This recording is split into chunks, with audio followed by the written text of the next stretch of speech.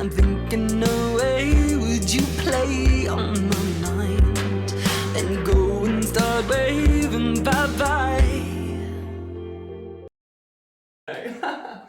Good morning. Hello, how are you? I'm very well. How are you?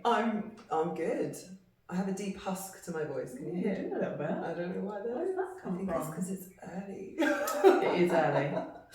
It is early. But I haven't seen you in weeks. Ages. I know. What is the last thing that we were like doing? It was this, wasn't it?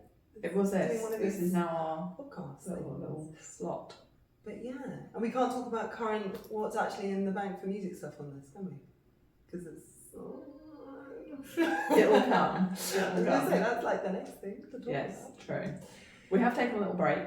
Yeah.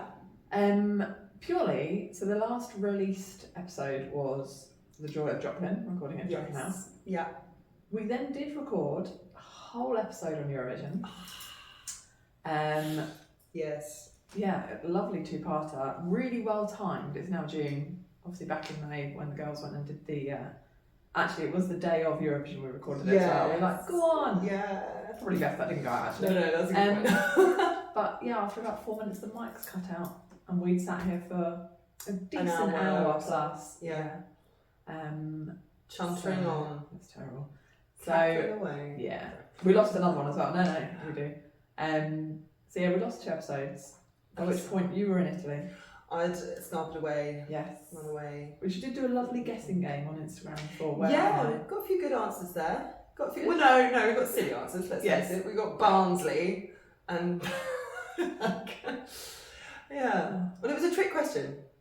It actually, for no one got it. But it was Tuscany, but the flag is of Sardinia. So there were 2 big areas in Italy. And So you were hoping for either of those and got.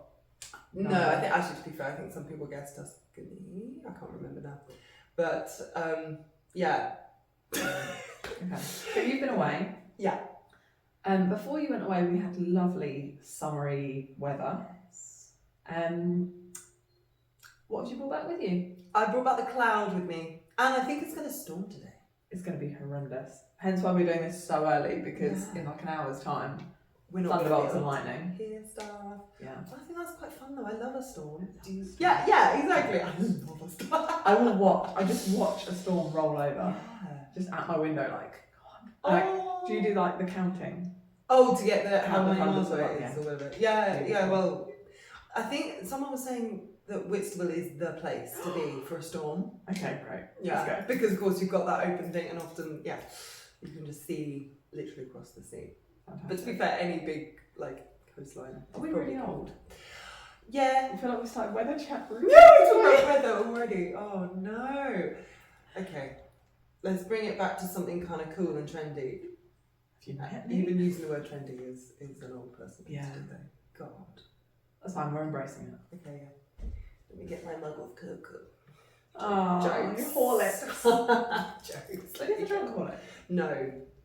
Or I've had the Bovril? Ovaltine one, Oh, but not. It was never a regular thing. I think like once at a friend's house, and I was like, "What is this? It's weird."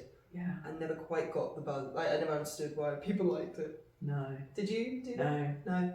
I used to many years ago, work at a like nursing home, care home when I was a teenager, and that used to be like the evening. The thing. Horlick, like smells so weird. Yeah. I'm sure we'll get there one day. Yeah. Can't wait. We've got even But- more old person. Yeah. Shall we? Bring it back. Yeah. Okay. So you've had a lovely time in Italy. That was the point. do. Yes. And what about you?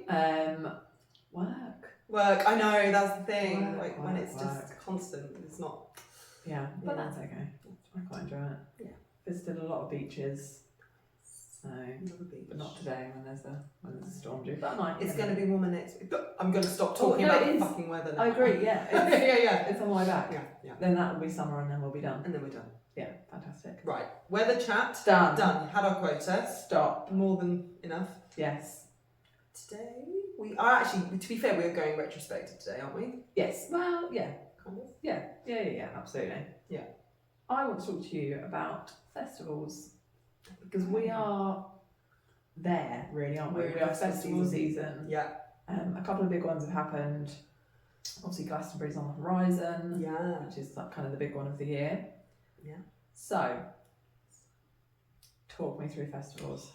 Because Big, small. there was a lot. There was so many, and actually, it's funny we were thinking about being old ladies because it just takes me back to early 20, like me in my early 20s kind of thing. It was now quite a long time ago when me and the band did just seasons and seasons and seasons, like no end of festivals, and it was. I treat it as the heyday time again. Like, you know how I was saying that in busking era, that was like a sort of hazy golden era. Yeah. Festivals are really easy, and I bet any festival goers will say the same thing. If you go to loads, you remember the brilliant ones and they stick with you, and they're the memories you're like, oh, you know, when it was sunny and when everyone was having a great time and when you know, felt really good about yourself for whatever reason. And you're sort of swanning around thinking you own the place. Those memories are great. But there were times where festivals were dingy, soggy, miserable, muddy messes. Yeah. And like, it's a bit of a washout. And obviously there's a huge scale as to what kind of festival we're talking. Because we did so many. I'm just thinking they're all kind of the biggies, like Isle of Wight Festival, Glastonbury. There were more now, I can't remember them. But and then every single rung down, down to the sort of more localised ones, which sometimes were just as good. There was one called Wilderness, which to be fair is kind of, it's big, it is really big. But everyone said, it's kind of boutiquey, it's kind of small, it's got this really nice intimate feel. There were loads like that as well. Yeah. So that was a huge, very broad question to start with. I was like, where do I begin? Okay, so early days. So festivals, it's almost made up part of the calendar, wasn't it? Yeah. In the summer, you knew you were hitting festivals throughout. Yeah. Earliest memory of a festival with the band? So earliest memory, I remember the first festival we did, and the reason we got our foot in the door was, and this is so long ago now, 2012, we won a competition called Live and Unsigned. So that was a very separate thing, nothing to do with festivals, but this competition was like a UK-based thing, like a battle of the bands, basically. Nice. And the prize it was like a load of different offerings for the kind of things you get if you win. And one of it was like £10,000 to spend on, sponsored music equipment. And one of them was some festival bookings. And that meant we got our foot in the door at the first few festivals. One of them was in Brighton, one of them was in Stockton, which is like way up north. Yeah. They were kind of here, there and everywhere. They weren't well-known things necessarily.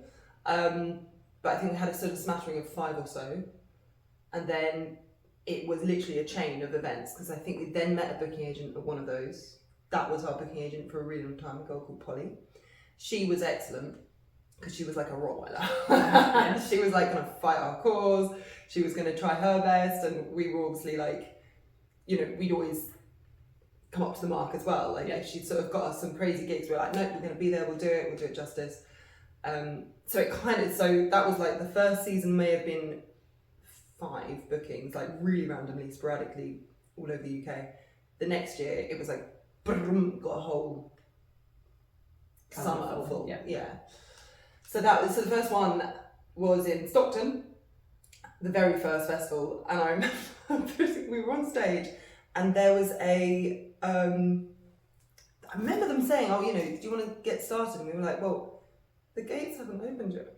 Like, people weren't in front of us yet. And I remember thinking, oh God, this is going to be a really weird gig. But in a way, it was just good practice, whatever, because it was the biggest stage we'd been on at that time. And there was a set list from the night before. And we were like trying to work out who had been there, playing there the night before. For any folk people, it was the Pogues had played there the night. Literally, they were the last ones on the stage. And we were asking all the stagehands, like, oh my God, what were they like? What was Shane McGowan like? And I just remember one of the crew saying, well, Shane McGowan was so drunk and so out of it. We had a bucket there, which he used regularly, just to have a quick tactical chunder. And it was just like, wow. It was kind of a really odd story to have. And then we started playing, and people slowly started to fill up the big green lawn in front of us, but yeah. Nice. So that was the first one. It was a bit of a shit show. Sometimes they're Loads of it is, them. yeah. Okay. So, biggest festival you've done? Glastonbury. Well, I would say, okay, this is interesting. For different reasons. We have Glastonbury is the most notorious, yeah, obviously. I would say the most amount of people we've had in front of us was actually one called Crop Ready, which is Fairport Convention's another folk band, very long-standing folk band. That's their festival they put on, and this was many years after. But I remember looking at this sea of people, and I think again we asked one of the organisers, how many people do you reckon are in that? And they said, I think that's about 10,000. So that was quite amazing to see that many people in one go. That was the gig I destroyed my violin in front of everyone. I was like, oh fuck. And then there was one in Czech Republic, which was a bit random, and someone said, I think there were about 9 to 10,000 people there as well. So, but it was so sort of out of the way. Well, no, yeah, it was still a great festival. Yeah. Just not one people will know of. No. Did you do many abroad? We had this weird little thing where we went back to Czech Republic for a while, Czechia now, but it was, I've forgotten the name, Colours of Ostrava was the name of the festival. So and it was based on it was located on an old steelworks, abandoned steelworks. It was very cool, and they'd done it really, really well. Other than that, obviously, Scotland and Ireland. Yeah. We definitely did a lot there, more Scotland, but yeah. Generally, UK have so many though. Yes, you can just do the whole full calendar, can't you? Okay. Yeah. Favourite festival? Crop Ready. We are going to come back to Glastonbury. Well, yeah, Glastonbury, because that was a. No, I do remember loving everything about Crop Ready. There was one called Llama Tree, which is in the West Country. Oh no, I always confuse this with Beautiful Days. There were two. One of them, it was an absolute. It was such a success that we made it on stage, started playing on the dot when we were meant to, which for festivals is quite impressive.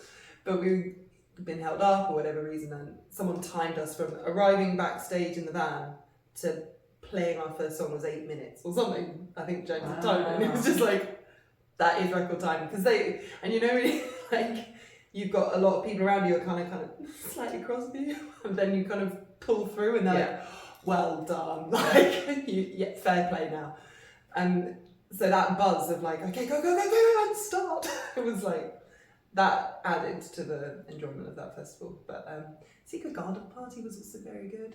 That one was like, that's a big, that was one of the other biggies, I guess. But yeah, it was. I just remember that week, a few times we did that one, it was very hot. So of course you've got that sunny. Yes. So what makes a good festival?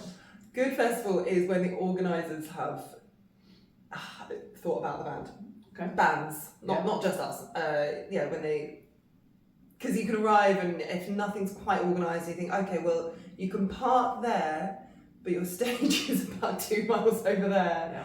Yeah. Things like that, where it's like logistically you have not. So it's a very boring answer, but organisation, which we know from. That makes a difference. Huge. Unfortunately, it's just admin-y kind of that sort of logistical stuff. When that's sorted out, you feel great. And it just makes the whole thing so much easier. Yeah. And you notice it when it's not there, when there's no organisation and you're sort of being told to go over there, but actually no one knows what's going on. You're meant to go over there, and all the time getting sweatier and messier. Yeah. Good weather. Good weather definitely helps. Definitely, which you can't help. No one can. Yeah. And people will make the best of a bad situation if it is bad weather, especially people that are staying. Yeah. For the weekend, they kind of already have signed up for whatever's going to happen is going to happen. Yeah. It can put a bit of a downer on a one-day event. Yeah. I think a bit more than. Yeah, because your mindset's not like, right, I'm in it. Yeah. If I get muddy and wet, I get muddy and wet. I'm gonna embrace it. Definitely. It's like, I suppose it's the escapism part. Yeah. It's that thing of like, you can be a completely new you for a weekend, then you can really embrace it. Yeah, definitely. No. What about what time or what point you're on stage in the lineup? There's this really. It's really bad, but it kind of naturally, if you're earlier in the day, you feel lesser like as an act, and that's because naturally the really big people go at the end of the day. So the later you get, for your ego, it's better. If that's like that thing of like us starting before the gates opened. I remember it was midday, and like you just sort of think, well, why am I playing? Yeah. Why are we even here? But then when you've got the sweet spot was always like, because if you're at a really big festival, you're going to have really A-list or big headliners. So if you can be on a stage 7 or 8 p.m. Yeah. And then you're effectively like a bit of a warm up because you know everyone's going to flood to the main stage at 9 or whatever. Yeah, we actually had that at Isle of Wight because we got also at all these festivals there are so many stages often. Yes. And so you kind of map out, right? Well, basically at the Isle of Wight one we had Fleetwood Mac playing on the main stage at 9 or half 9 or something, and our set was on a very small, much smaller stage just around the corner at 8, and we'd been told to play for an hour and a half. So we knew halfway From 9 o'clock, near the end of our set, everyone's going to disappear because we would if we could. And so there's that little thing of that was annoying. We could have like finished our set and then all of us go to the main stage. But yeah, we did even say from the stage, like, guys, we do not put it against you. Just go. Yeah. Just go and see them. Of course. Yeah. Brilliant. So, festival season mentality. Yeah. So, feral. Yeah. But I think from, like, so I only did a year. Yeah. And then it was a very sort of almost quiet year. But the ones that we had were kind of back to back. Mm-hmm. How does it feel for you, for the guys? Mm-hmm. Because you get in a van and you just go from A to B to C to D, Yeah. and then hope that you might come home at Maybe. some point. And I think that's part of, you remember the big ones, you remember the big names, Yeah. but actually they blend in. They do. Oh, it sounds awful, but they like I'm trying to still distinguish some really big ones, and I'm like, oh my god, which one was that? But yeah, no, so the mindset, you're right. So we'll go out for a few at a time. I'm trying to remember. I think kind of by Tuesday and Wednesdays we'd kind of come home. That would be our weekend because by Thursday you're back out on probably. There was this thing by the time it gets to a Monday, like, or you're by the last of a run of gigs in festivals, you are just bunging on anything. It's so funny the difference of care, like, and especially like that's the difference to touring in venues. You've prepared your eye, you curated each outfit, and you know how your hair's gonna look. Festivals, it would be okay, Dulce has to get ready, and I fully appreciate there was often there was no dressing rooms most of the time. It was a corner. It was doing your makeup in the rearview mirror of the van. It was like getting ready with someone holding a towel up. Maybe. Lucky. And I remember I'd always try and do my hair if there was sun, by looking in the shade, like just checking it was even. Because sometimes there were no big, like, nice rarely there were nice full mirrors that you could really see much, or reflections in windows. So you had to get quite lower the bar a little, but in that there was this very carefree vibe, which maybe I'm remembering that and thought it was so easy, and that's because it kind of couldn't be anything else. Especially when you're doing so many on the trot. Yeah. Actually, sorry, you've said I remembered Lounge on the Farm. Did you ever go? Yes. You did. Yeah. Because that early days of the band, but for any listeners, that was the local one to us, and it was brilliant. And then there were many fond memories of that one because you're just in amongst all your friends, and and it's that element of being close at home as well, which I think is quite good. It does make it that bit easier. There's no tension of, are we going to get there on time? Yes. Have we forgotten anything? Stage. Is it what we're expecting? The best one that we did, 20. Well, not necessarily the best one, but one of the ones that actually, I'm going to take that back, I think it wasn't the best one. It was a horrific start, but we did the Pig. Oh my gosh, which is just up the road for us. Yeah. And actually, you lose that sense of timing because James and Jamie kind of went ahead. James and Jamie? No, that was. I can't remember now. We did one near Maidstone. Okay. the first one of the season. Yeah. I remember. A Stockbury one down there. Okay. Yeah. And James and Jamie went ahead because again it's that close. Yeah. But I think it was just James the pig. But and obviously you cannot play festivals that are just on your doorstep. It wouldn't work. Yeah.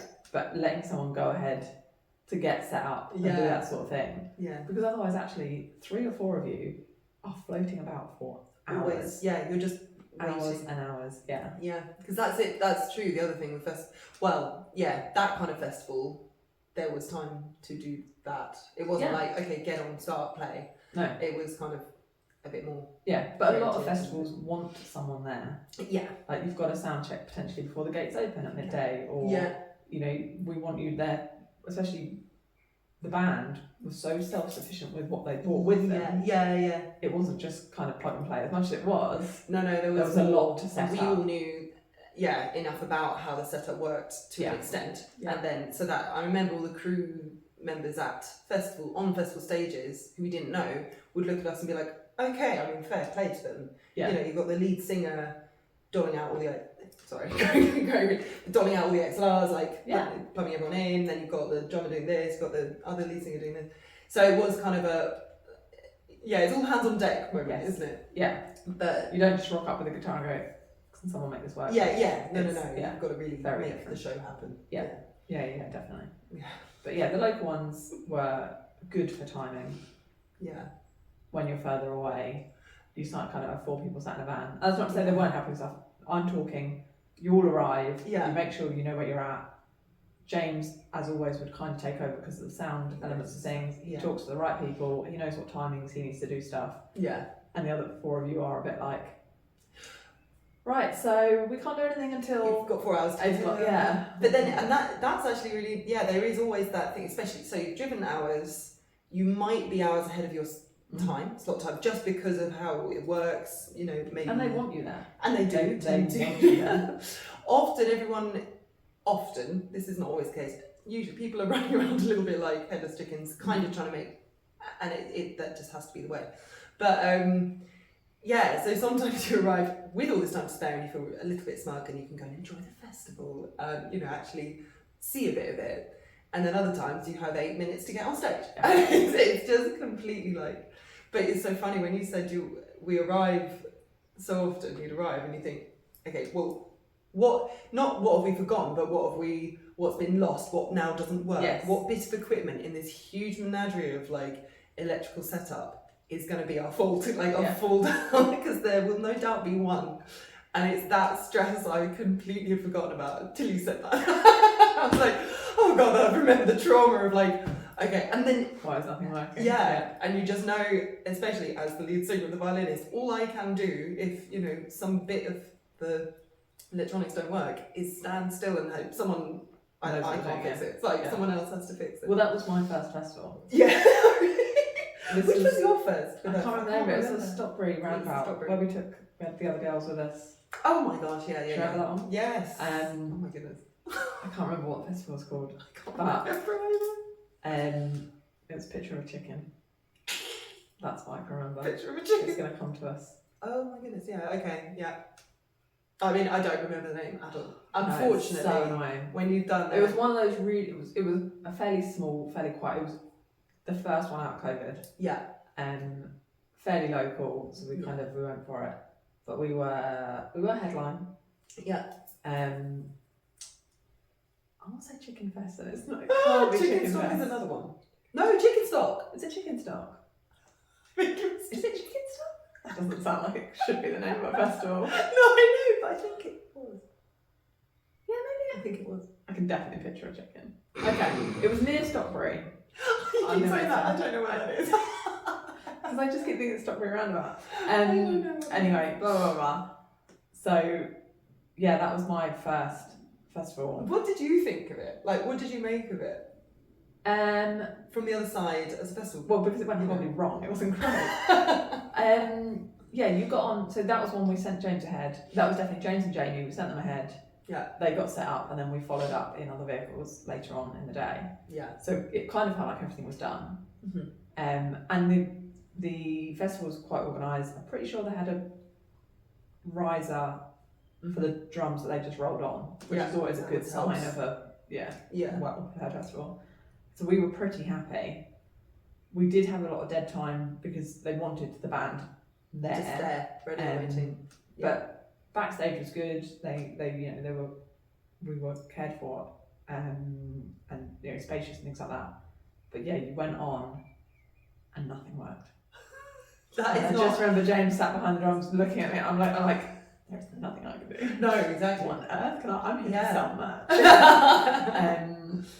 But yeah, and just nothing came on. And it was that undecided moment, and talking to everybody afterwards, it's like, at some point we make a decision of, do we come back off, do we come back on? Yeah, I think you did come on. Painful. That is such a painful moment when you're standing there ready waiting, and your audience there wanting you, and they're going like, get started. Yeah, and you completely understand why they're saying it, and you're like, we can't. And worse, going off. And like, let's fix.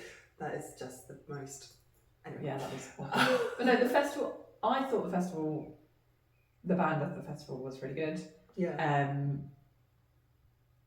Obviously, other things happened afterwards. It turns out it wasn't. A lot of drama. That was a lot of drama. It was unfortunately afterwards really tainted, because actually I thought the festival was, for the first one that you've done in a year and a half.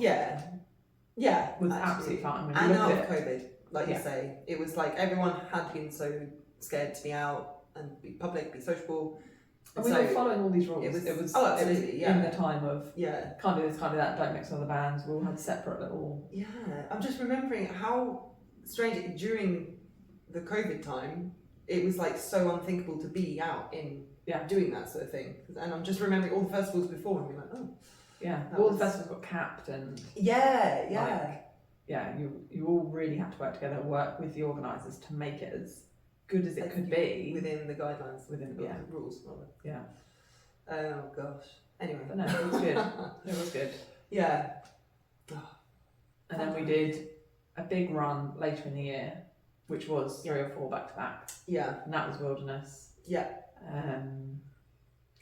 This is the problem. Other ones that I can't remember.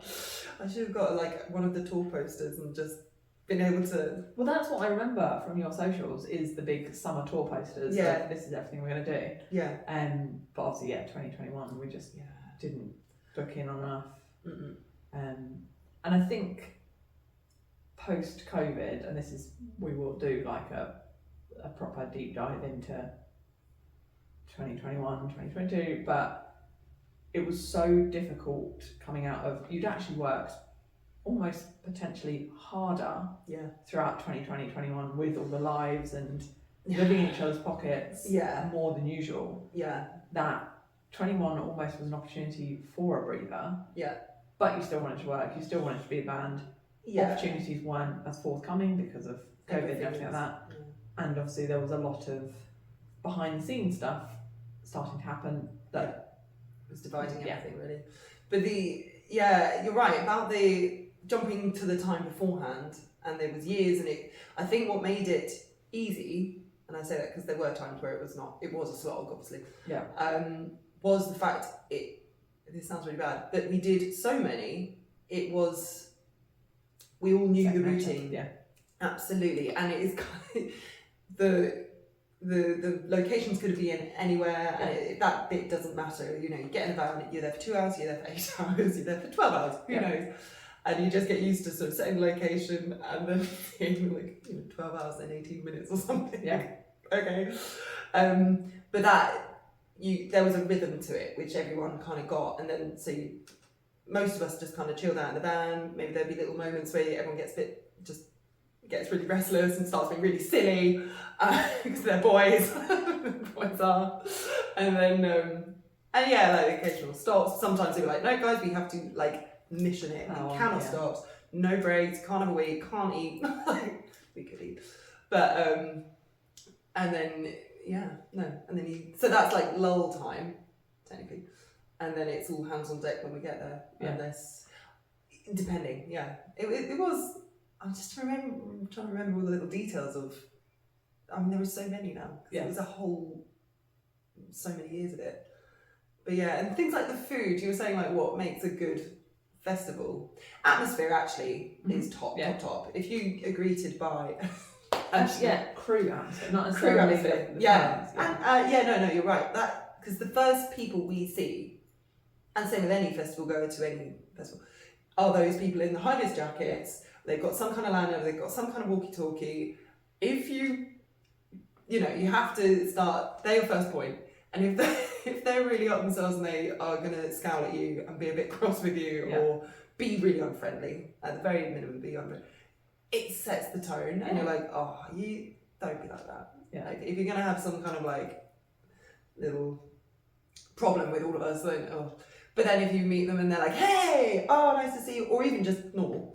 just not too open. Just like friendly and helpful and professional, then you literally enter the festival in such a good headspace. Yes. And then if you're seeing the actual festival goers like walking around having a generally nice time, you think, oh, it's a nice atmosphere here. Yeah. If you're seeing people not so Yeah. There was a lot of, and that's kind of something with other artists, and I wouldn't name them even if I could, and I can't remember their names, but there is sometimes that hierarchy thing, you know how I was saying there's that hierarchical thing of, they're on later than, there can be that slight snobbiness to other acts, and that, if that's prevalent, then of course you kind of think, oh, don't be a dick.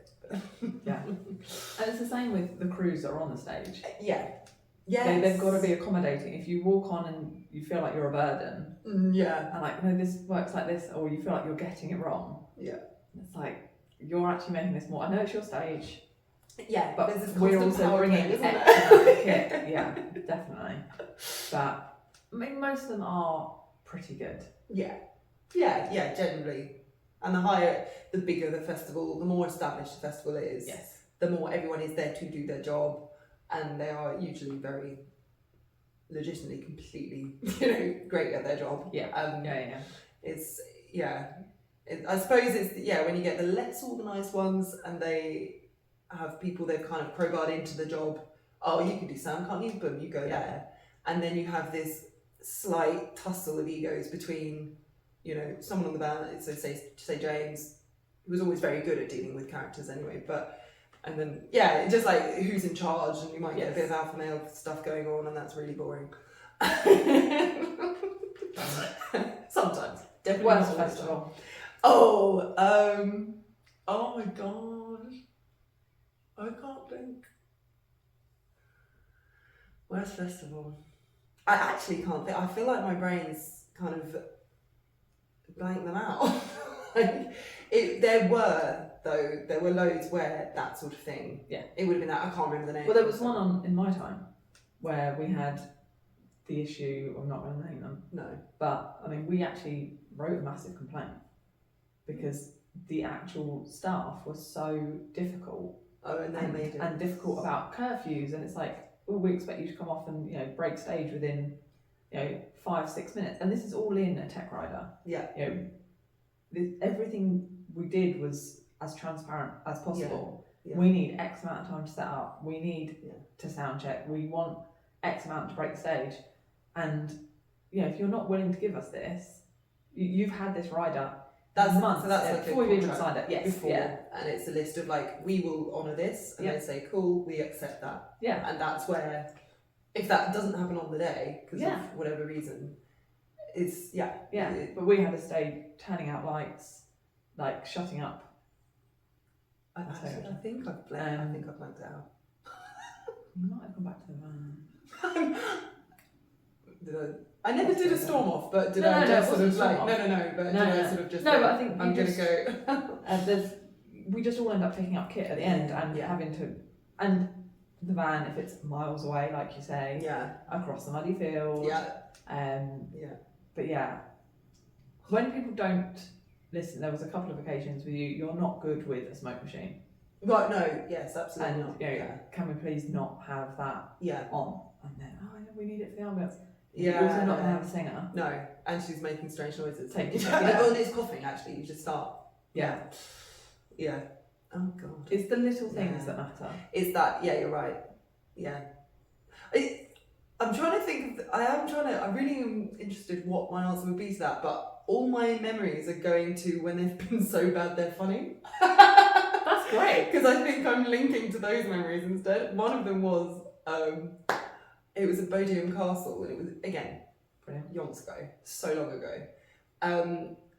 And it wasn't necessarily that, like, everyone there was really friendly, everyone there was really lovely, but the guy doing the sound was completely off his head. And so, like, and we took a while realising that, and because of course there's a big audience here, we're like, is he doing what's he doing? Yeah. Is he aware what he's doing? And then, so it was just that thing of you're on stage and literally your whole set time has elapsed. Like, you should have been playing and you should have finished by now, and you haven't even started because nothing's sounding right or whatever. Yeah. And then it just became, although it was painfully embarrassing, and you can only do so much, and you're there in the front row of the audience, like going, and you're like, oh. But because of that, I think we then finally did. There was always kind of a success story, I guess. Like, they kind of, you know, you pulled together however hard the situation was, or, and that's the bit I think my brain is just linking onto rather than, but yeah. Oh, I'm interested which was one you're talking about now. Right, so going forward, Yeah.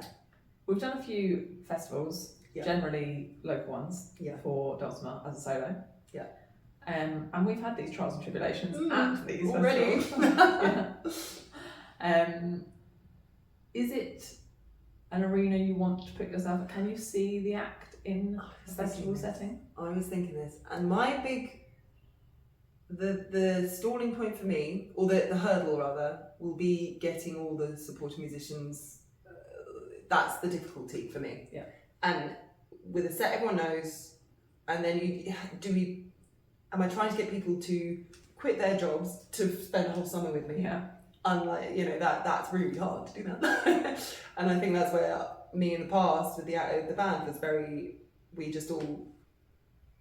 we had no sort of real job, so we were 24/7. Yeah, so we were 24/7 to the cause. But yeah, going forward, I need to think about that. Yeah. I need to work I think out we've established how frequent. Yeah. Yeah. The first year or two of Dulcima music has been you behind the piano. Yeah. Which is incredible. It's such a talent that you have just to be able to play like that. But that isn't a festival setup. Not at all. But we are developing the act with, like you say, the support, which could be more festival aimed. Yes. Or do you just keep it as a? I think this is the thing. It's so a really tricky. good question, and it's like designing the show, kind of like, what do you want to be doing? And I feel sitting behind the piano and singing, you're right, it can be really fragile and emotional and very intimate, but it doesn't nearly show off that. I feel like I'm giving you 20% of me, you know, like, and then standing away from the piano, playing the violin, moving about, being able to talk to the audience as well, like properly, directly, and like gesture to them and stuff. That's the other 80%, and that's what I want to try and get back to, but I can't do that literally just me. We need all those other characters behind us, and that's not easy. Yeah. So we're not jumping on the festival schedule yet. Not yet. But we will say there is a little date in August There is. for a fairly local, which we like. Yeah. Festival, so we will be promoting that. And actually, all of these literally the last year or two, we've been testing out those different permutations of like how to perform it. And like the revival show in February was a really good example of, you know, change it up, like have a bit of playing the piano, have them behind you, and keep it interesting as well throughout the show, which I'm also a huge advocate for. You know, don't make it all. Perfect. Right, so our final bit that I want to do on festivals. Yeah. Can you please tell your Glastonbury story, because I love it. Oh! Is there a specific one you're thinking of? Yes! The one that I only learned in the last year.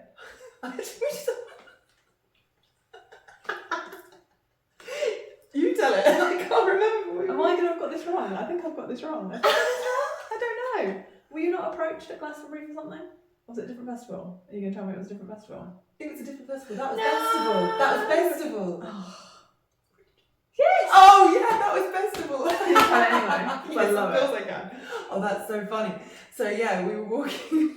This was a festival. Sorry. I mean, there were loads of other crazy shit that went on, but It's also nothing to do with the festival either. But I know. But I can't. This is your little Easter egg into the world of Dulcima. Oh, that's so funny. Yeah. No, I just remember we were walking after the set, or whatever, across the fields. It was alive with colour and people and music. And anyway, this woman ran over to me and said, "Here's my card. You have a great look," because I was proper festivally back then as well. And can you put yourself on this casting agency? And I was like, I've never, what? Like, I can sing and play music, I don't act. I was like, I really, what are you on about? I went back, I did exactly what she said, because I thought, well, this could be fun. Don't know what she's on about, but I'll do it. And I was hoping we were going to beat the alarm. oh, I'm sorry. Quick, go, Right, I'll make the story really, really fast. Anyway, got asked to do a film, made sure I could be there for the days. I drove to somewhere in the middle of nowhere at 4 a.m. and I met another girl who was doing the same thing. And we're both like, are you here for a film? Are you being an extra? Yeah, I'm being an extra. You? Yeah, okay, cool. And she said, I remember this girl saying, well, I think I can tell you. Because we get told Tower Bridge, working title, Tower Bridge, or London Bridge or something. And we were like, okay, that means nothing to me. Anyway, it turns out the film was Bridget Jones 3, Bridget Jones's Baby. And I was on the set, because that one, if you've watched it, has a massive chunk of festival scenes. And the most annoying thing is I got asked to do a speaking role in it. Yeah. And I couldn't do it because of Howden. We had a gig in Howden. Much as I love that gig, it wasn't that much. I wish I'd done the speaking role in Bridget Jones. But anyway, I needed a wee. And so amongst all the extras, I went to what was clearly a portally that was nearest, and I went in.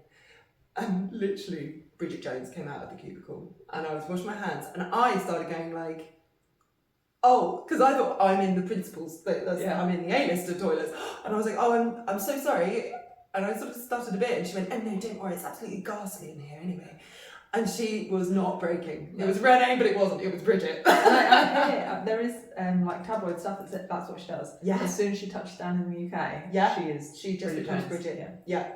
And it was brilliant because she was in the white outfit, and there is a scene where she has to do the big fall, and obviously I think I remember seeing that from far away and being like, oh okay, what's this gonna be? And then in the film being like, and then there was, because they kind of rally everyone to do obviously different shots, and I was dancing away. Didn't make the story short enough. Okay, last bit. I was in the tent, we were dancing to no music as well. You've got the director shouting, and this whole crowd of extras has to dance, like to just stomping. And again, we've got Renee Zellweger and the friend in that film, if I remember her name. Really cool lady. She, they were like there, and I just remember the director or one of the assistants going, okay, sir, and there was this big man. Sorry, can you go over there? Can you just go to that way? And then they kind of ushered me and they're like, right, you come here. And I was there, and Renee was literally there dancing away. And I just remember her saying, I've got to go and see KO3 or something. And so if you will see. There is a clip. Yes. There is a clip of me dancing like a maniac. The storm, although by the time we actually publish this, it will probably be really nice weather. Yeah. Spend your weekend afternoon. Yeah. Watch Bridget Jones 3. Spot the Dulcima. Spot the Dulce. Because you can see Tag her. It's dancing. amazing. Yeah. Okay. We've done a whole chat on festivals. Yes. Obviously, there is a big one missing. Yeah. Should we chat about that next? Yeah. Brilliant. That will be the next episode. Okay, cool. And I'm thinking away, would you play on my mind and go and start waving bye bye?